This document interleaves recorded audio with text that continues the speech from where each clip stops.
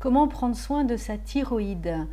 Comment la soutenir ou mettre quelque chose de symbolique quand on n'a plus de thyroïde, cet organe majeur dans notre vie.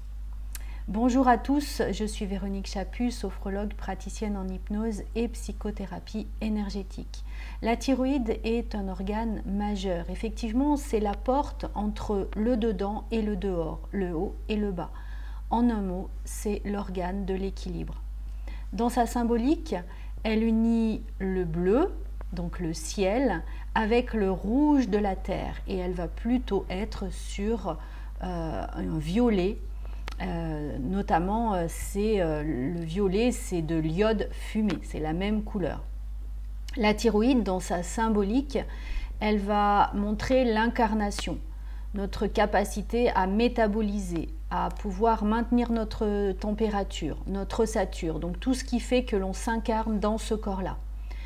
Elle aide aussi au niveau de la réflexion et la mise en action. Elle aide au niveau de la raison, avec les sentiments, notamment cette notion de rumination que l'on peut avoir en excès. Elle équilibre la matière et l'esprit, notamment avec l'assimilation de la nourriture et tout ce qui est relié à notre survie. Alors, comment prendre soin de sa thyroïde? Alors, déjà, on est bien hors prise de sang parce que souvent, quand la prise de sang montre la faiblesse de la thyroïde ou une hyperthyroïdie, on est déjà dans un organe qui est en souffrance. L'hypothyroïdie va être très souvent, c'est très souvent le cas, c'est vraiment la fatigue de la thyroïde. Alors comment savoir? Déjà les signes, on est fatigué tout le temps, on est très sensible au froid, on peut avoir de la constipation, de la prise de poids, souvent aussi la voix cassée, des raideurs, de la dépression, une augmentation du flux des règles et puis quelquefois aussi des fibromyalgies, etc. C'est vraiment une maladie, on appelle du 5e chakra, donc au niveau de la gorge. Ce chakra qui sert à notre purification, qui sert aussi à la prise de parole, c'est-à-dire comment se sont passées les relations, quelles blessures de l'enfance vont pouvoir être bloquées dans ce 5e chakra. C'est par exemple les personnes qui disent toujours oui, qui n'arrivent pas à dire non, qui refoulent les mots qui vont sortir, elles n'arrivent pas à dire les choses. Mais c'est aussi symboliquement toute cette difficulté à digérer. Et donc, on parle métabolisme, donc à transformer. Cette difficulté à digérer, lorsqu'on est en hypothyroïdie, les toxines vont être beaucoup plus présentes. Et si les toxines sont présentes, alors on va de façon chronique créer une inflammation dans le corps, notamment au niveau des intestins, ce qui va rendre les intestins poreux. Si le système des intestins devient poreux, alors des toxines vont passer dans le système sanguin par ces micro-fissures. Le système immunitaire va être abaissé dû à l'inflammation, donc moins de protection. Et puis, ces toxines vont finir par s'attaquer à la thyroïde. Et on est sur le serpent qui se mord la queue. La cause d'un mauvais fonctionnement, en tout cas de cette thyroïde, ou d'une baisse de cette thyroïde, c'est énormément la peur. La peur est le premier facteur, donc on peut dire le facteur émotionnel. La peur, la colère, les ruminations vont énormément endommager l'énergie de la thyroïde. C'est pour ça que même si on n'a plus de thyroïde, on va pouvoir manifester quand même ces émotions mal digérées. On va être en surstimulation des sens. On peut même prendre un petit peu peur pour la nouvelle génération.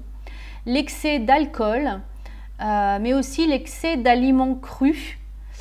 Surtout si on a une mauvaise digestion, les aliments crus, même si c'est peut-être idéal dans l'alimentation et qu'on le vante beaucoup, l'aliment cru est énormément difficile à digérer. Donc si vous avez une faiblesse au niveau des intestins, le cru ne va pas pouvoir être digérable, donc transformable. Mais aussi les aliments qui sont secs et puis les aliments qui sont froids. Le manque de sommeil aussi va énormément endommager la thyroïde. D'exercice, c'est important de bouger. Et puis le surtravail, quand on travaille beaucoup, on endommage aussi notre thyroïde. Alors, venons maintenant aux solutions que l'on peut trouver. Bien sûr, les solutions peuvent passer sur le plus simple, c'est l'alimentation. Donc, ça va être donner à notre thyroïde des aliments iodés, notamment les algues, les fruits de la mer.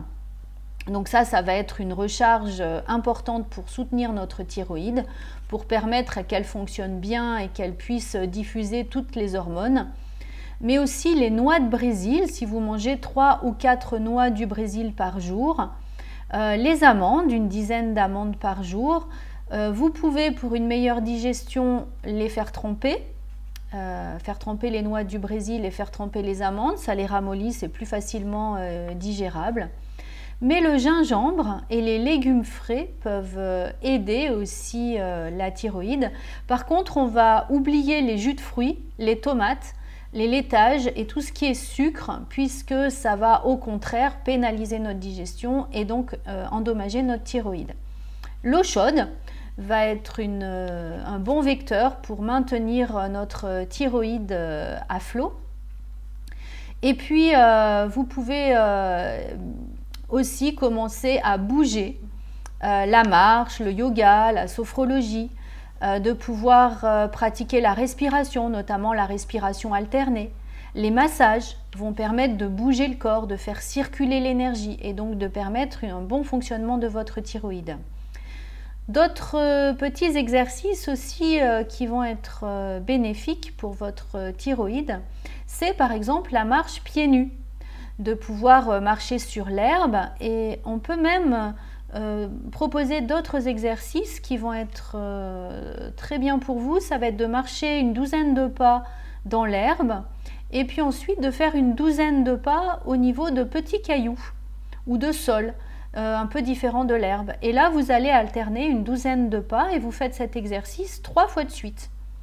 Vous pouvez aussi alterner entre une bassine d'eau chaude pendant 3 minutes et puis vous mettez les pieds dans une bassine d'eau froide pendant 45 secondes. Et la réflexologie, par exemple, en massant la plante des pieds, va énormément vous aider. Et vous faites cet exercice 3 fois de suite, 3 minutes eau chaude, 45 secondes au niveau de l'eau froide. Vous pouvez aussi vous laver les mains à l'eau froide, donc c'est un exercice qui va vous aider, et vous asperger le visage au niveau de l'eau froide, notamment au niveau du 3e œil, pour vous permettre de mieux recevoir les informations. Vous pouvez aussi, qui va énormément aider la thyroïde, ça va être l'huile de sésame pour pouvoir vous nettoyer la bouche. Voilà, donc quelques petites astuces. Bien sûr, vous évitez tout ce qui va être pilules, les parfums, les pesticides, et n'abusez pas trop du soja. On n'est pas fait pour digérer le soja. Les enzymes sont plutôt accrues au niveau des Asiatiques. Voilà, j'espère que ces quelques astuces vous aideront à maintenir en place votre thyroïde. Je vous souhaite une belle journée. Prenez soin de vous.